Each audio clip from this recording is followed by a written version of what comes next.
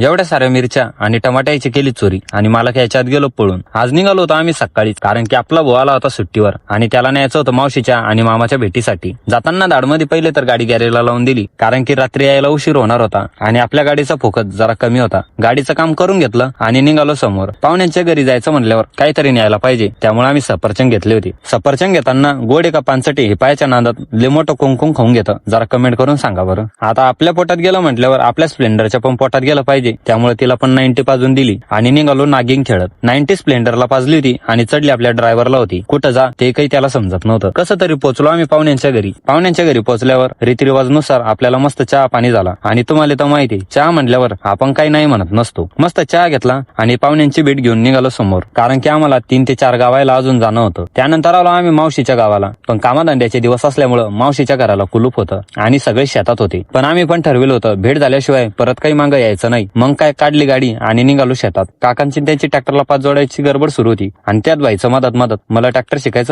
शिकायचं, कारण की बाईच्या घरी दिवाळीला ट्रॅक्टर येणार होतं आणि बाईला अजून पण चालवणं जमत नव्हतं. तसं तर तुमच्या भावाला पण येत नाही बरं, त्यामुळे आपण एका साईडला चुपचाप बसून घ्या म्हटलं. मस्त एका साईडला बसेल होतो, त्यात हा डॉगेश भाऊ कशाचा ऐकतो. बरं झालं त्या दोरीच्या ऐवजी माझा पाय नव्हता. डॉगेश भाऊला केला टाटा आणि निघालो मामाच्या घरी. मामाच्या पण शेतातले कामं सुरू होते, त्यामुळे तिथं पण शेतात जावं लागलं होतं आणि गेल्या गेल्या आम्हाला परत एकदा तिथं चहा झाला. आम्ही पण बिनलाजे घेऊनच घेतला. मामाच्या शेतात लय मोठं भाजीपाला लावेल होता आणि मामाचं शेत म्हणजे आपलं शेत, त्यामुळे आम्ही काही हायगाई केली नाही. थैली भरून भाजीपाला घेतला आणि निघालो 200च्या स्पीडनं. आम्ही निघतो पुढच्या पाहुण्यांच्या घरी. तोपर्यंत तुम्ही घ्या फॉलो करून.